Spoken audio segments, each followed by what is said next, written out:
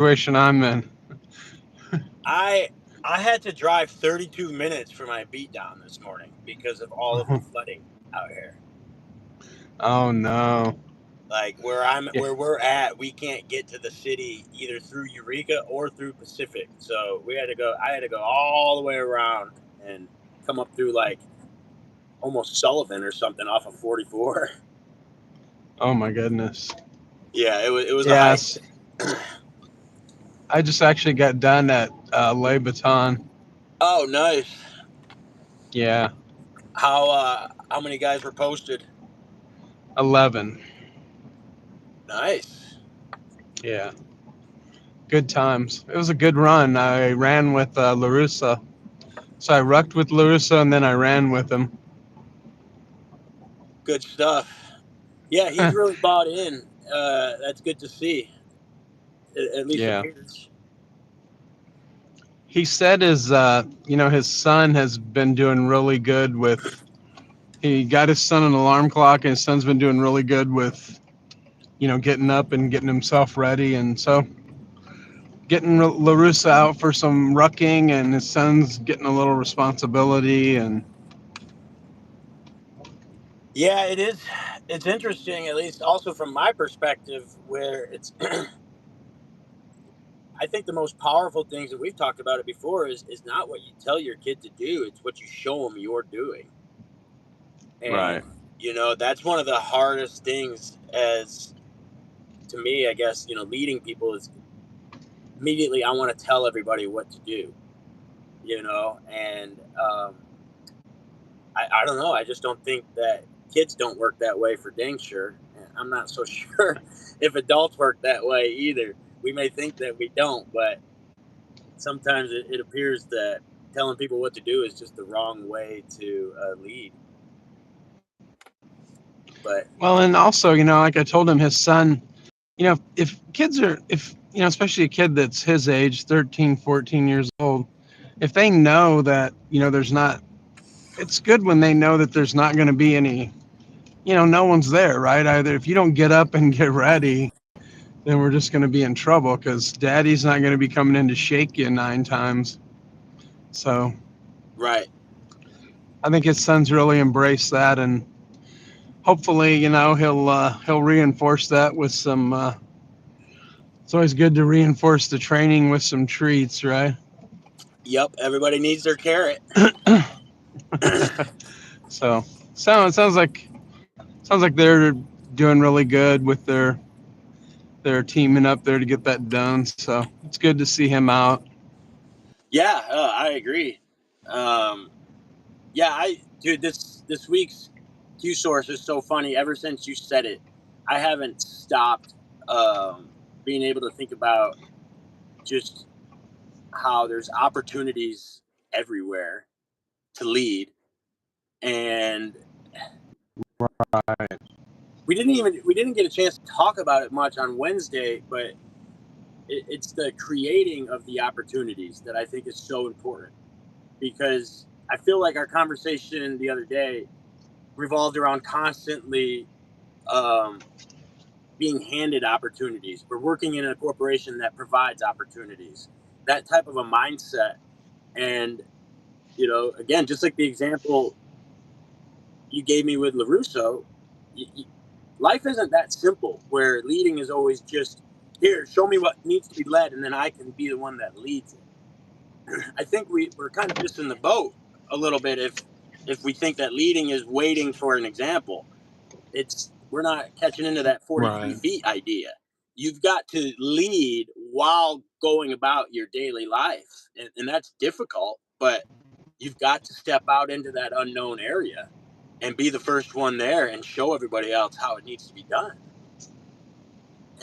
And that's a Right. that's a creator mindset, not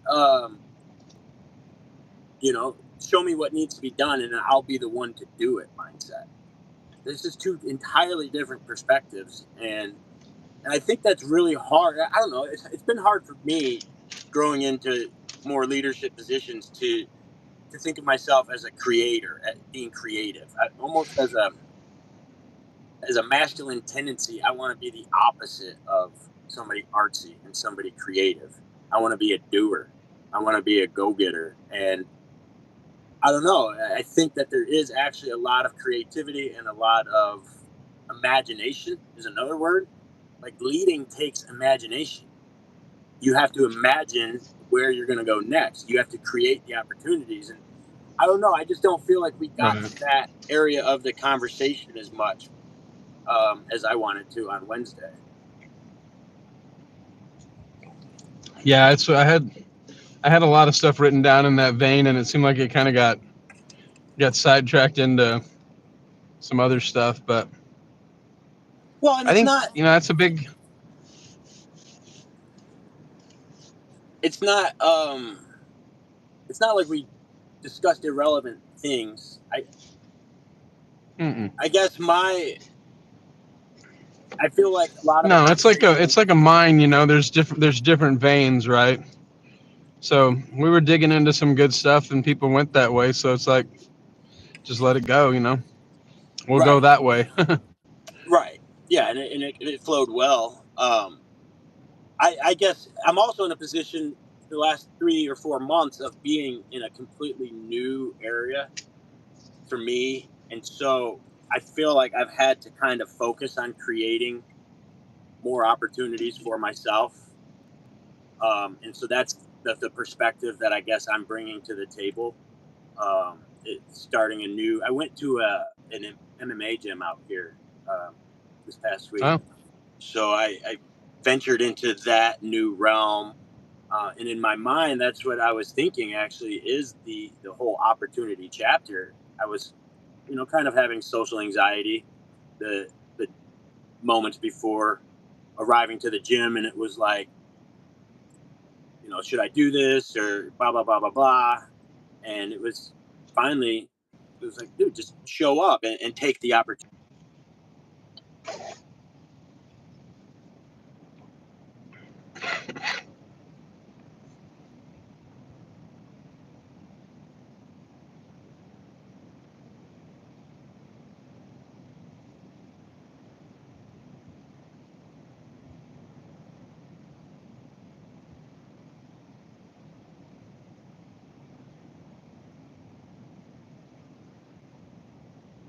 hmm,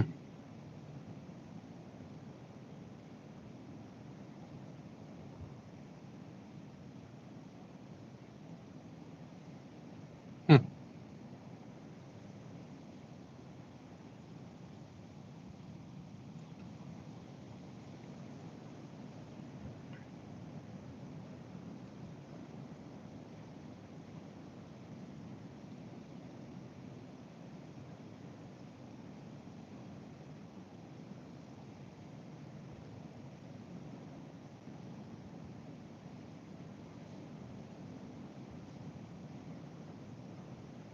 Difficult for me to right. do. Hmm. Are you a creator? I don't know. I don't think so. Why I not? think I'm much better at getting into a system and I think I'm just a system person. I want to be in a system, and then I work the system, You tweak as it, hard as I can. but you tweak it too. That's a form. I mean, I would say that's still a form of creating. Because you're tweaking the system and it's evolving while you're in it. And that is, I mean, that is interesting because I've always seen myself as anti system, and the lone wolf. I don't need to join any groups that are doing things. I'm going to do things my own way, and I've definitely paid the price for doing that in a lot of capacities. And I now am beginning Yeah. to see the benefit of the system, no doubt. Right. But I don't know. I I think just I've think always been a team guy. Part of that's probably when you somebody to blame besides yourself. So, but I mean, I like working.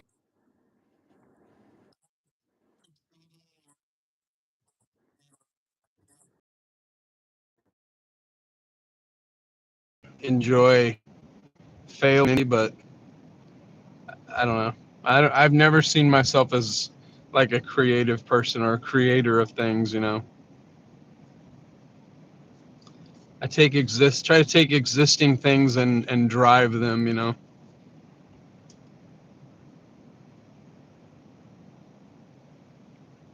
But I think it's important for men to kind of find their language in that, so to speak, their opportunity language. And because Right. I don't think my son is wired the same way that I am in that manner. He's more interested in the systems. He's more interested in finding opportunity in an arena that it's already been carved out and you can maximize within that arena. And again, that's just Right. it's two entirely different perspectives of looking at probably the same thing. But there are going to be times such as leading your family, creating a vacation that's worthwhile, things like that. I tend to think about other examples that no matter who you are, I think you're going to have to find some sort of way to eventually lead the way without the system, unless you just want to go to Branson Right. for all of your family vacations and just wait in line from one condo into the theme park into the next condo or parking lot, which again, is perfectly okay for a handful of people and for a handful of um, certain vacations. But I think that life presents for men eventually a scenario where you're going to have to create your own opportunities.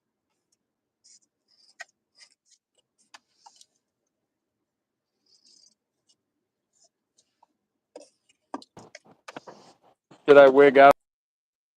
Yeah, you probably had to jump on your Wi-Fi.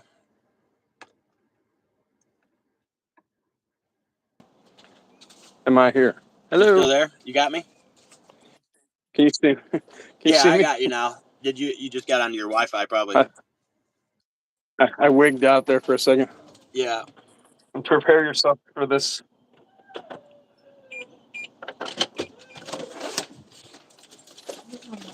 Daddy's home. Usually the dogs go crazier. Oh, sorry. No, you're fine. Um, Yeah. well, think about even within F3. I think F3 has a really good balance of system to creator because take the VQ for instance.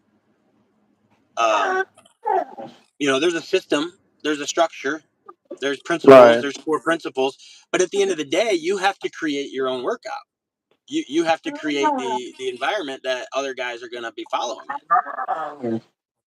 And so, that's the thing that I didn't want to get left out was that we kept talking about modeling a lot. I feel like on Wednesday, that word kept getting brought up again, modeling, and who's the role model for what needs to be done next.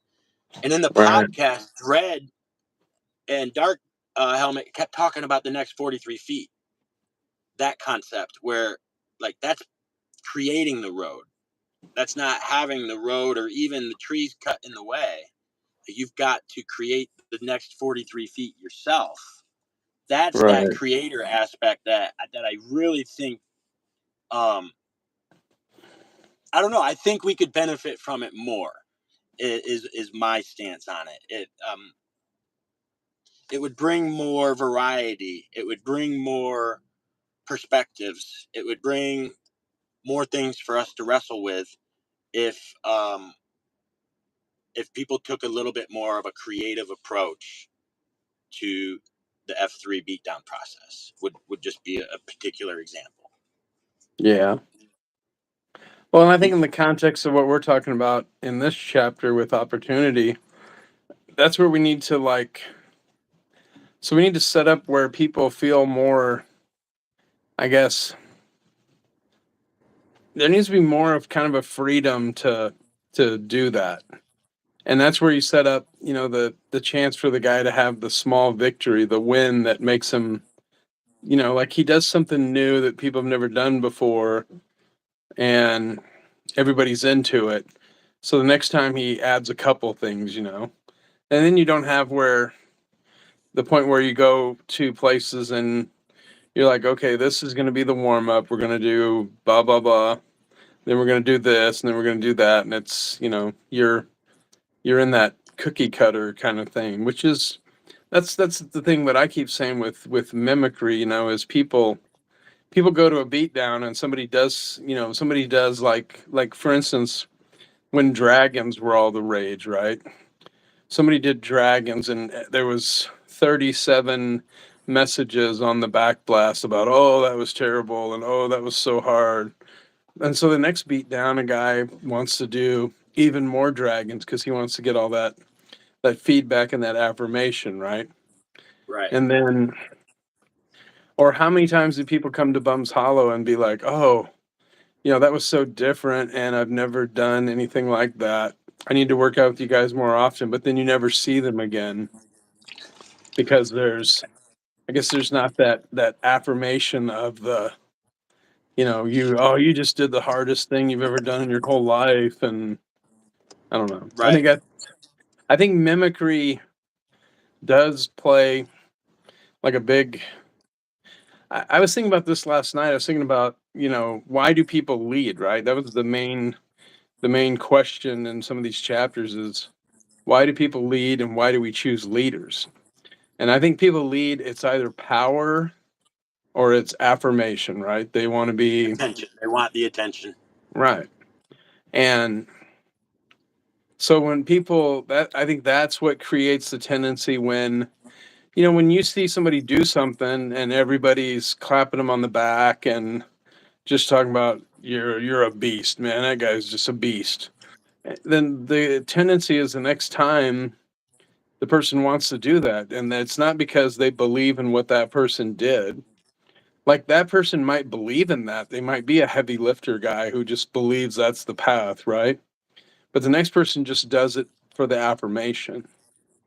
And I think that's the disconnect where in F3 the opportunity is, be yourself, like do what you enjoy doing and we will enjoy it with you. And that's whereas say an SLT or a site queue, that's kind of your job is to set, that's the opportunity is you give that person a chance to lead. And when they do something that's, I mean, you might consider it hokey, right? But you can tell that the guy is really, that's his path. He's really sold out. He believes in it. So you affirm that, and maybe you even set up a couple other guys to affirm it, and you create even like a false, response of encouragement to encourage them to do better, to do even more next time. And Well, I don't even think it has to be like a false encouragement. I think it just is. It needs to be an authentic buy-in. Like yeah, I don't know where he's going with this, but I'm going to buy in because he's leading us this morning. This seems really yeah, strange. He's having us do this with our toes. He's having us put these things that way. We don't do it this way, but I'm going to buy in authentically and right. and, and go with this guy to see where it goes. I'm going to go on the adventure. I'm going to be led by him. And That sounds smarter. So that's probably what I meant. but you can see you brought up a good point because it's hard to want to be led by people because Right, you, like you just said, you immediately, if he starts leading us the right way, there's a conundrum there. You're happy because you've been led the right way, but now you want to know how you can get just as much attention as that guy's getting because he's now garnering all of this attention, and you can see it, and you saw all the messages coming on his Slack post, and he got the attention for taking us that way. And so right, then it becomes it's a usurpation. They usurp that sort of direction, even though they didn't have the passion originally or whatever. They didn't authentically want to go that way. Once they see it's a good way, then it's like, oh yeah, I'm on board. We'll do right. this again next week, and I'll get just as much credit as this person got. Right. for doing Well, and we this. see that in fitness, right? Like how many fitness crazes have we seen in our lifetime where we actually talked about this on a ruck earlier this week. Was how many old things always come back, right? And it's like, why don't we just stick with them? We go chasing off. We see this new thing, and like everybody's signing up. Everybody wants to do it, and it's fine. And maybe it works for people. And that's good. But then everybody suddenly is doing it, and there's this huge uptick. This just blows up, and then 2 months later, we're off chasing the next big thing, right? That's you see some guy who was overweight and all of a sudden he's rocked and you're like, what are you doing? I'm doing CrossFit.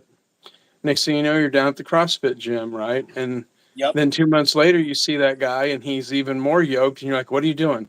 Man, I'm running, I'm doing ultra marathons. The next thing you know, you're at Fleet Feet buying a pair of shoes, right? And you're just chasing. But it's the stuff that it's like, I think that's part of the leadership too, is the consistency, the old stuff that works. Keep, you find, I guess you find that path that you believe in and you stick to it, and you're not scattered all, you're not chasing every new fad. Yeah. The problem is that they repackaged the old thing as something new. It's the thing we've always done, but this time it's Bluetooth. Or it's the thing that we've always done, except this time, it's got this extra bell or extra whistle. And that's that extra bell or extra whistle that immediately takes our attention All right. off from Well, off and from I, the I actually actual disagree with core. you on that because I think that can be good. I think that can refresh something that you're doing. Where I'm talking about where And you just scrap stuff and you're like we're not gonna do the like you think about heavy lifting, right? There was a time where it was like, don't do that anymore. That's dangerous and people are getting hurt. And it's like, scrap that. All we're gonna do is run. Just run, run, run, run, run. Don't walk. Like walking's no good. You gotta run. You gotta get your heart rate up to 247 for three right. minutes and it's like, but the walking, okay, so you might be walking on a treadmill with technology, or you might be walking outside with a heavy bag and it's freezing cold, but it's the thing that works. I think refreshing that with like new stuff isn't a bad thing. I think it's when we just scrap stuff that works, that's time proven, and we come up with some, like some expert, right? The expert says something about it, and everybody scraps it, and they're chasing stuff that doesn't work. I don't know. No, I know what you're saying, but again, it's a game. It's these experts who use that sort of a model in vain, because there is no passion behind it. There's no real authentic belief in what it is that they're propagating. It's usually just because, like you said, if somebody does something and it works, all of a sudden then you're going to have 1,000 other people that do the thing that works. Mm, At that point in time, it's now become something larger. It's become, not only does it work, but you'll be comfortable doing it because the people around you are also doing it. right. It's become more comfortable, and it's that I think automatically starts to take attention to a different place other than where it should have been immediately. You got to be really careful about just joining something because your friends joined it. Now, Right. if that's the benefit, because I like doing gymnastics, I'm going to join gymnastics, and lo and behold, my friend Billy and Susie are doing it too. There's nothing wrong with that. But if you're simply just going to go to a gymnastics class because Billy and Susie are doing it, that has its host of problems. And you could use a church, you could use a gymnastics class, or even F3. if you have people that are doing something simply for the benefit of getting other people's approval, Right. that's, I think, getting off on the wrong foot. That's been the biggest thing with F3 is the voluntary part of that. I think that I think that helps break through a lot of that I'm just here because my friends are here type of a thing. Right. It's early in the morning. You got to really volunteer yourself to be there, and then not only that, like we've talked about, then you're going to be thrust into an opportunity to actually be a part of the thing. And if you don't Right. want to be a part of the thing, you're going to feel excluded pretty fast. Um, Yeah. Well, let's you see that with you're a lot of guys. Like how many guys have come through, and yeah, it's like you got to buy in, right? Even when you're leading the exercises that you lead, you have to believe in them. You know, if yeah. you're just I going mean, through the motions and trying to get through 45 minutes, to get a clap on the back, you can tell it's just so much different than people who come out with like a plan, like we're gonna do this, and I mean it can be a complete dumpster fire, but they have a plan and they believe in what they're doing, and they believe in the people that they're leading. That's part of it too, I guess. Leadership. If you don't care about the people that you're leading, you're just not gonna cut it.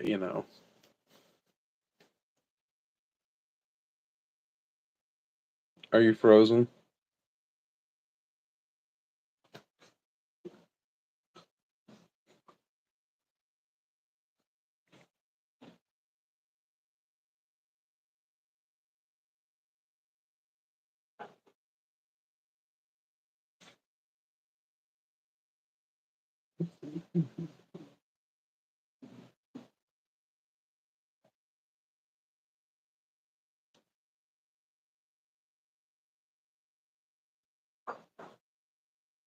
I think one of us is gone.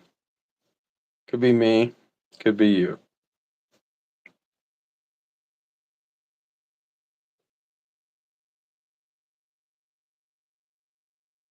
It was you.